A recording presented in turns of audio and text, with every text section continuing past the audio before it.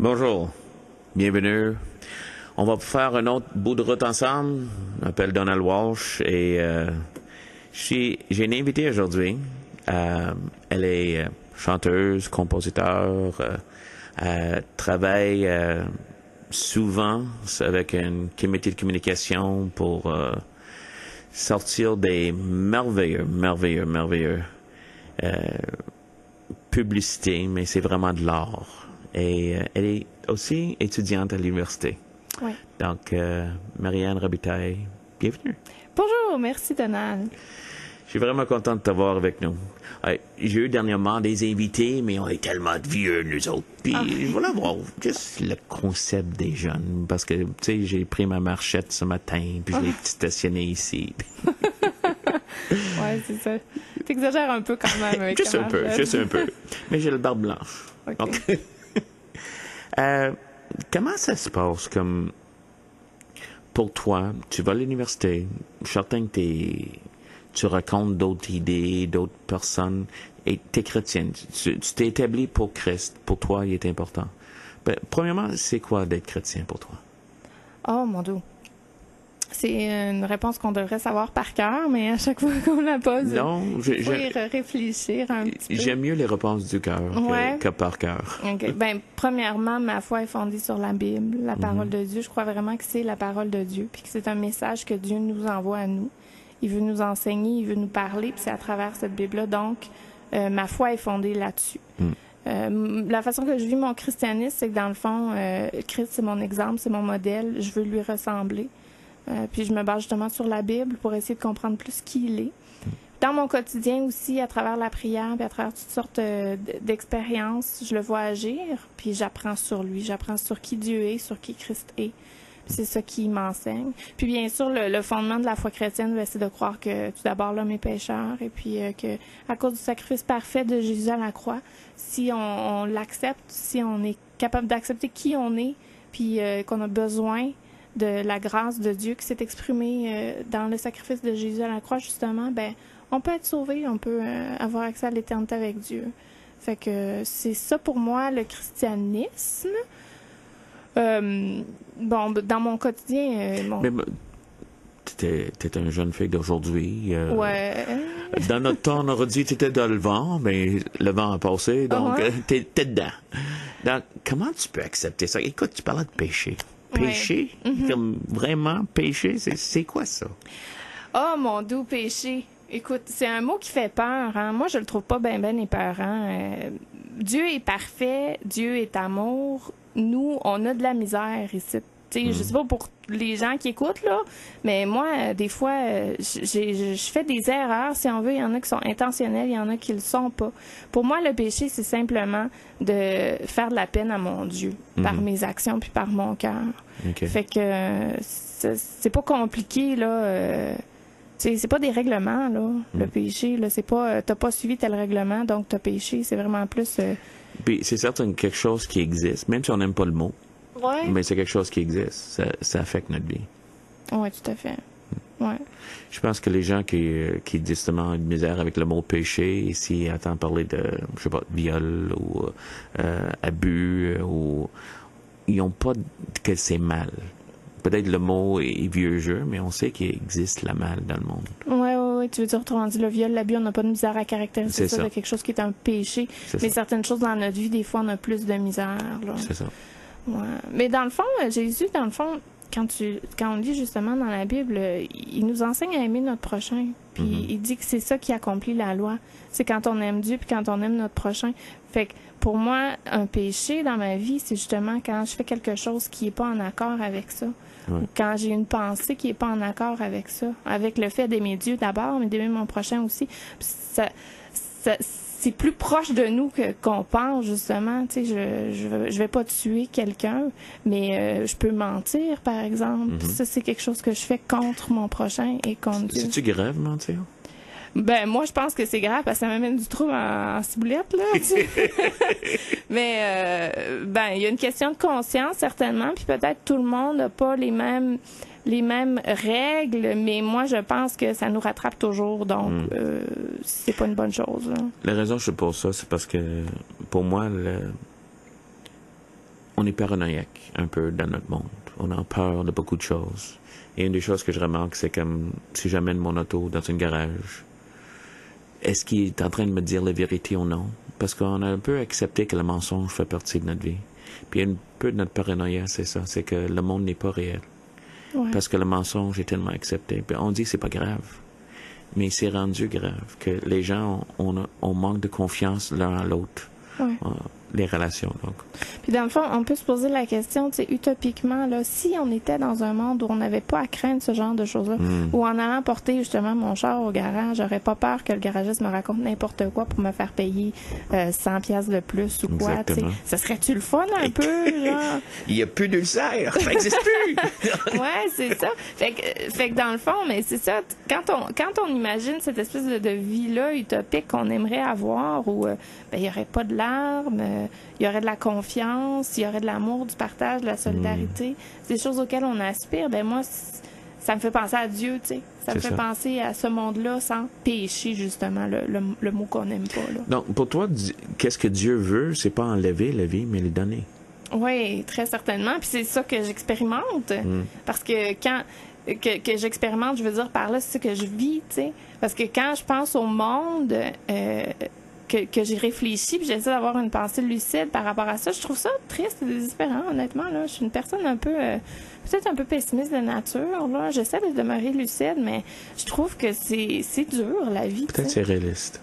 Pas pessimiste, mais réaliste. Peut-être. Mais quand je m'approche de Dieu, puis ce que je veux dire par là, c'est à travers la prière, puis à travers la foi, que, comme ça dit dans sa parole, il veut qu'on s'approche de lui, puis il veut donner son amour. Ben c'est là que j'expérimente la paix. C'est là que j'expérimente l'espoir, puis ce genre de choses-là. Dernièrement, je suis allée à un atelier sur la langue hébreu. Oh. Et puis, quand je suis entrée, je me suis présentée, j'ai dit mon nom, c'est Marianne. Puis le professeur d'hébreu s'est exclamé, mais oui, ça c'est un nom qui a des racines hébreuses très très intéressantes. Fait que là, je l'ai repris, j'ai dit mais je sais ce que ça veut dire, Marianne. J'ai déjà cherché en tout cas à travers une référence, puis j'étais arrivée à la définition rébellion. Marianne, ça veut dire rébellion. Ça m'a fait quoi? Je me dit là, je suis pas si rebelle que ça, ciboulette, mais en tout cas c'est pas grave. Puis là, il a dit non, c'est pas tout à fait ça. Il a dit Marianne, c'est la même racine que Myriam.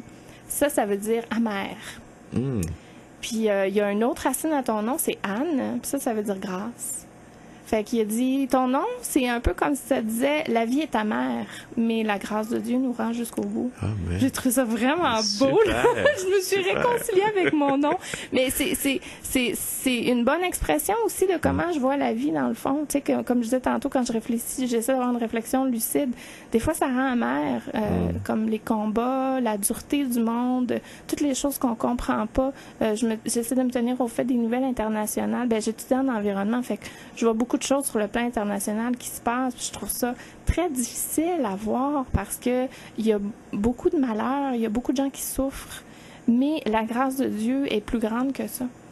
Puis c'est en aspirant à lui puis à lui ressembler qu'on peut finir par essayer de vivre d'une façon harmonieuse les uns avec les autres puis s'aimer comme Jésus nous a prêché de faire. Là. Fait que c'est ça. Donc, pour toi, c'est comme... c'est quelque chose que Dieu voudrait qu'on atteigne et que nous autres, on est en train de manquer le bateau. On se fait mal en pas l'atteindre, en pas le laisser agir dans nos vies, vraiment. C'est nous qui perdons là-dedans. Oui, tout à fait, c'est ce que je crois. Puis, je vois une différence aussi entre... mais ça, c'est pas à la mode de dire ça à notre époque, mais ça fait partie de ce que je crois aussi. Mais je vois une différence entre le christianisme et ce que Dieu offre à travers le christianisme, puis ce qu'on peut voir offert aussi dans d'autres religions, dans d'autres idéologies. Puis pour moi, il y a une vérité inébranlable dans le christianisme. Puis je pense que, en tout cas, ma compréhension de l'histoire, qui est peut-être pas très grande, mais c'est que les sociétés qui se rapprochent le plus de une espèce de paix sociale qu'on cherche ont été bâties sur des principes judéo-chrétiens. Pour moi, ça me rapproche du christianisme. Je dis pas qu'il n'y a pas eu d'erreur dans l'histoire, dans le christianisme, mais c'est ce qui vient nourrir encore plus ma conviction par rapport au fait que le christianisme est la vérité. Puis c'est pas... Les chrétiens disent jamais ça d'une façon arrogante, en tout cas, devraient pas le dire. Parce que la base du christianisme, c'est de reconnaître avec humilité que t'es dans l'erreur, que t'es dans le péché, puis que t'es dans le besoin. Ça, c'est la première chose. Puis le reste nous est donné par grâce. Donc, si j'ai la vérité, c'est pas à cause de moi, c'est pas parce que je suis intelligente ou que je suis... appelle ça comme tu veux, là. Ouais. C'est juste parce que j'ai accepté cette grâce-là. Puis, c'est ça, c'est pas dit avec arrogance, mais n'en demeure, c'est la vérité quand même. Ça, c'est la chose, c'est que si c'est la vérité, il n'y a rien qu'on peut faire. C'est un peu comme toute autre vérité, c'est que 1 et 1 fait 2. C'est pas l'arrogance, c'est juste la vérité. Et si ça, c'est la vérité, et je crois que c'est la vérité, c'est ça qu'on a expérimenté dans nos vies, c'est pas l'arrogance. Quelqu'un a déjà décrit, c'est qu'on on est juste des mendiants en train de montrer à d'autres mendiants ont trouvé la nourriture. On n'est pas mieux, on a juste trouvé cette vérité-là. Je trouve ça bien, vraiment bien. Ouais. Donc, quand tu es en train de vivre ta vie, est-ce que ça, pratiquement, ça t'aide-tu dans ta vie tous les jours, comme justement l'université, qu'est-ce que tu es en train de faire? Ah, ben c'est sûr, là, j'ai eu une période d'examen dernièrement, en tout cas, je vais faire rire du monde, là, mais Dieu me souffle des réponses à mes examens. Fait que c'est pas compliqué. Oh oui, tout à fait. C'est ça, j'ai dans ma manche, j'ai un as de plus, si tu veux. Mais oui, moi, ça m'arrive très souvent très souvent, ça m'arrive de juste, dire, je me souviens à des examens de dire, Seigneur, je me souviens pas de cette réponse-là, peux-tu m'aider, s'il te plaît? Puis tout d'un coup, avec la dernière fois de mon examen, il demandait de lister 5 problématiques en particulier. Je m'en souvenais de 3 ou 4, je me souviens plus. Puis là, j'étais tannée de cet examen-là. C'était du blabla, fallait écrire plein d'affaires. Je voulais juste m'en aller. Mais ça faisait seulement 45 minutes que j'étais dans la salle. Puis j'avais quand même fait le tour. Sauf que... Puis je voulais m'en aller. Puis là, j'étais là, c'est quoi ces problématiques-là? Puis j'attendais une réponse. Puis c'est comme si c'est venu dans mon cœur. C'est juste, calme-toi, là, sois patiente, t'sais. Puis là, je suis restée assise, j'ai regardé dehors un peu, j'ai été patiente. Puis là, tranquillement, les idées me sont revenues, puis ça s'est replacé. Wow. Puis là, je me suis souvenue des choses desquelles il fallait que je me souvienne. Puis ça m'a fait sourire, mais moi, justement, ça, c'est une façon que je vois Dieu agir dans mon quotidien, des fois, là. C'est comme, c'est subtil, mais c'est comme juste, c'est lui qui vient parler, puis dire, regarde, énerve-toi pas, là. Reste calme, là, puis ça va venir. Fait que c'est bon. Seulement, est-ce que, quand on expérimente, est-ce qu'on sait de qu'est-ce que tu parles? Et cette vérité-là est tellement réelle. C'est que Dieu vient dans notre monde. Pratiquement. Et c'est ça le problème avec la religion, souvent. C'est que le monde trouve ça... C'est pas pour aujourd'hui. C'est pas que pour tous les jours. Puis comme tu dis, dans la prière aussi simple que j'ai besoin de me rappeler des réponses. Puis le Dieu qui nous est présenté dans la Bible aussi, c'est un Dieu qui est comme ça. C'est un Dieu qui répond aux prières. Quand on lit la Bible, puis quand on cherche à le connaître à travers ce livre-là, c'est un Dieu qui répond, c'est un Dieu qui est à l'écoute. Il se présente comme ça lui-même. Et les histoires qui sont relatées dans la Bible, c'est ça aussi. C'est du vrai monde qui vit dans le vrai temps. C'est comme, c'est une autre époque, mais c'est du vrai monde comme toi et moi. Ah, c'est super, ça. C'est quelque chose que... Je pense que... qu'est-ce que tu voudrais dire aux gens comme qui nous écoutent? Qu'est-ce que tu auras envie de leur parler?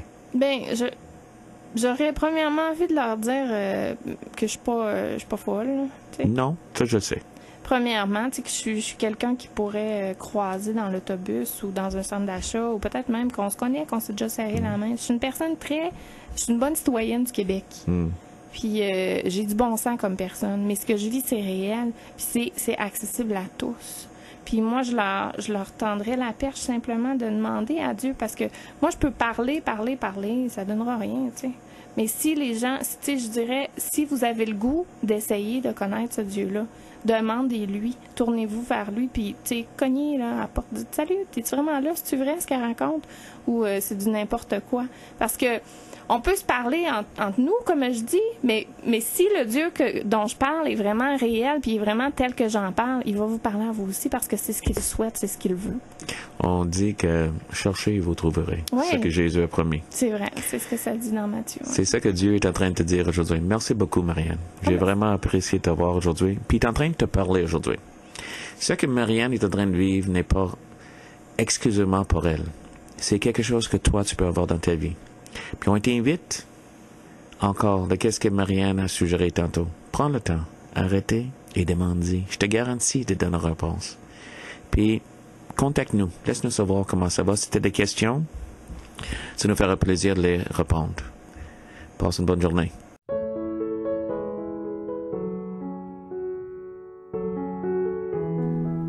Pour joindre le pasteur Donald Wash, écrivez à dwalsh4458@commercialgmail.com. Tous les dimanches soirs à 19h, rejoignez la soirée Partage et prière de la communauté Jubilé. Venez poser vos questions sur la vie, sur la Bible ou sur Dieu dans une ambiance conviviale. Visitez la page Facebook de Communauté Jubilé pour en savoir plus. Tous sont les bienvenus.